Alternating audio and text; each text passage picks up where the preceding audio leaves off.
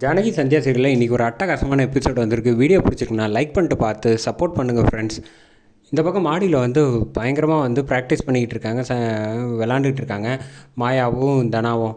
அந்த சமயத்தில் தான் சாரு வந்து டக்குன்னு வந்து தண்ணி குடிக்க வரலான்ட்டு எந்திரிக்கிறாங்க. ஏஞ்சி வந்துட்டு ஹாலில் தண்ணி குடிக்கிறாங்க. தண்ணி குடிச்சிட்டு என்னடா இந்த வீட்டில் ஒரு தண்ணி குடிக்கிறதுக்கு கூட ஆளே இல்லை அப்படின்னு சொல்லிகிட்டு இருக்கப்போ கரெக்டாக பார்த்தா மாடியில் வந்து சத்தம் வருது. என்ன மாடியில் சத்தம் வந்துக்கிட்டு இருக்குது, இந்த நேரத்தில் யார் இருப்பா அப்படின்னு வந்து சரி மாடிக்கு போய் பார்ப்போம் அப்படின்னு சொல்லிட்டு மாடிக்கு மேலே ஏறுறாங்க. ஏறி போய் வந்து பார்த்து கதவை திறந்து பார்த்தா தனா வந்து ப்ராக்டிஸ் பண்ணிகிட்டு இருக்காங்க பேட்மிண்டனோட. ஆஹா, ஓ வீட்டுக்குள்ளேயே வந்து உனக்கு விளையாடுற லெவலுக்கு வந்து தைரியம் வந்துருச்சா, இரு நான் இப்போயே போய் வந்து யார்கிட்ட பற்ற வைக்கணுமோ கரெக்டாக பற்ற வச்சு இதை பெரிய பிரச்சனையாக்குறேன் அப்படின்னு சொல்லிட்டு கீழே போகிறாங்க. போயிட்டு வந்து கரெக்டாக வந்து பாட்டியை எழுப்புறாங்க. பாட்டி மேலே மாடியில் வந்து மொட்டை மாடியில் சத்தம் கேட்குது, என்ன பிரச்சனைன்னு தெரில, வாங்க பாட்டி அப்படின்னோடனே என்ன நீ சொல்கிற, நம்ம வீட்டு மாடியில் யார் இருக்க போகிறா, நீ பேசாமல் போய் படுத்து தூங்கு அப்படின்னு சொன்னோன்னே என்ன பாட்டி சொல்கிறீங்க, எனக்கு பயமாக இருக்குது, வாங்க பாட்டி அப்படின்னு சொன்னோம். சரி வரேன் வா அப்படின்னு சொல்கிறாங்க. வந்துட்டு மாடிக்கு வந்து பார்க்குறாங்க, கரெக்டாக எல்லோரும் விளாண்டுட்டு இருக்காங்க. அதை பார்த்தோன்னே பாட்டி வந்து செம கோவம் வந்துருச்சு. என்ன நினச்சிக்கிட்டு இருக்கீங்க, இந்த வீட்டில் என்ன நடந்துகிட்டு இருக்கு அப்படின்னு வந்து கண்ணா பண்ணான்னு சத்தம் போட ஆரம்பிச்சிடுறாங்க. இதெல்லாம் ரொம்ப தொந்தரவு பண்ணுற மாதிரி இல்லையா அப்படின்னு, என்ன யார் பிரச்சனை பண்ணிகிட்டு இருக்கா அப்படின்னு பின்ன மணி வந்து சமாளிக்க ஆரம்பிச்சிடுறாங்க. தனா வந்து கரெக்டாக ஒழிச்சு வச்சுட்டாங்க. ஒழிச்சு வச்சதுக்கப்புறமேட்டுக்கு மறைஞ்சு வேடிக்கை பார்த்துட்டு இருக்காங்க. அதை வந்து சாரு வந்து செம பல்பாகி போச்சு. எங்கே ஆளை யாரையுமே காணும் அப்படின்னு வந்து தேடிக்கிட்டு இருக்காங்க. சாரு யாரை தேடுற அப்படின்னு வந்து மணி வந்து கேட்க ஆரம்பிச்சிட்டாங்க.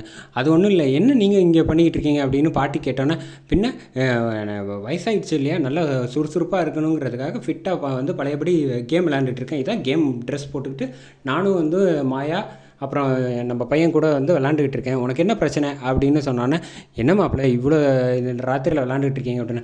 நான் எனக்கு விளாடணும்னு தோணுது, நான் விளாட்றேன், உங்கள் யாரையாவது தொந்தரவு பண்ணேன்னா நீங்கள் போய் படுத்து தூங்குங்க அப்படின்னு.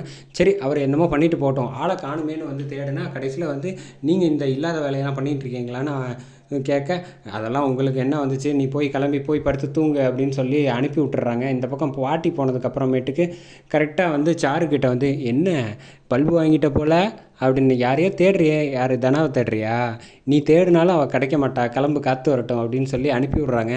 அனுப்பி விட்டதுக்கப்புறமேட்டுக்கு இங்கே வந்து காலேஜுக்கு வந்துடுறாங்க. வந்ததுக்கப்புறம் வந்து லிஸ்ட்டு வந்து படிச்சுக்கிட்டு இருக்காங்க. இந்த அவங்க நம்ம காலேஜ் சார்பாக போட்டியிடுற அந்த 10 பேரில் வந்து தனா பேர் இல்லை. பேட்மிண்டன் போட்டியில் வந்து அதிர்ச்சி ஆகிறாங்க நம்ம மாயா. நிச்சயமாக நல்லா தேடி பாருங்கள், இல்லை எதுவாக இருந்தாலும் கார்த்திக் சார் சொன்னபடி தான் லிஸ்ட் ரெடி பண்ணியிருக்கேன், நீங்கள் அங்கே போய் கேளுங்க அப்படின்னோன்னா கார்த்திகை வந்து பார்த்துட்டு வந்து கேள்வி கேட்குறாங்க. ஆமாம், எந்த தைரியத்தில் சார் இப்படிலாம் பண்ணுறீங்க, கொஞ்சம் கூட மனசாட்சியே இல்லாமல் இப்படி பண்ணுறீங்களே, அவளும் வந்து காம்படிஷனில் வந்து ஏற்கனவே நம்ம காலேஜுக்காக சாம்பியன்ஷிப் ஜெயிச்சு கொடுத்தவ, அவள் வந்து ஸ்டேட் லெவலில் விளையாடக்கூடாதுன்னு சொன்னால் என்ன சார் நியாயம் அப்படின்னா, அவளுக்கு கேமில் கான்சன்ட்ரேஷன் போயிடுச்சு, அதனால் அவளெல்லாம் வச்சுக்கிட்டு விளையாட முடியாது, அவளுக்கு பதில் இன்னொரு பிளேயருக்கு சான்ஸ் கொடுக்குறேன் அப்படின்னு சொல்லிட்டு உன்னால் ஆனதை பார்த்துக்க அப்படின்னு சொல்லி தனாவை போக சொன்னோன்னா கரெக்டாக மாயாவுக்கு சமக்கம் வந்துருச்சு.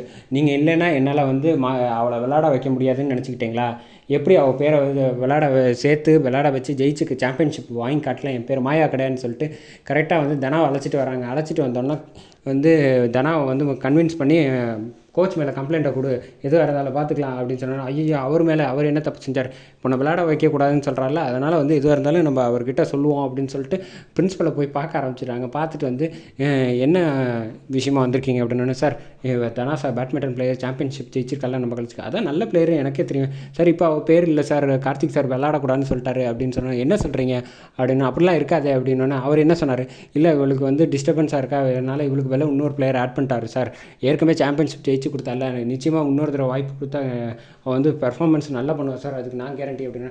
அதெல்லாம் நீ சொல்ல வேணாமா, நான் கார்த்திக் சாரை விசாரிக்க சொல்கிறேன், கார்த்திக் சாரை வர சொல்லு அப்படின்னோன்னா கார்த்திக் சார் வந்து வராப்பில். வந்தோன்னா அவர்கிட்ட வந்து சார் இந்த மாதிரி வந்து அவன் வந்து பழையபடி வந்து கான்சன்ட்ரேஷன் இல்லை, டிஸ்ட்ராக்ட் ஆகுறா, அதனால் வந்து அவளால் பாயிண்ட்ஸ் வந்து ஸ்கோர் பண்ணி ஜெயிக்கிறது கொஞ்சம் டஃப்பாக இருக்கும், அதனால் வந்து நான் இன்னொரு பிளேயரை ஆட் பண்ணியிருக்கேன், தெரிஞ்சுதான் செஞ்சுருக்கேன் அப்படின்னு சொன்னோன்னே, இல்லை சார் வாய்ப்பு கொடுங்க அப்படின்னு சொல்லி அந்த பக்கம் வந்து பேசி கன்வின்ஸ் பண்ணிடுறாங்க.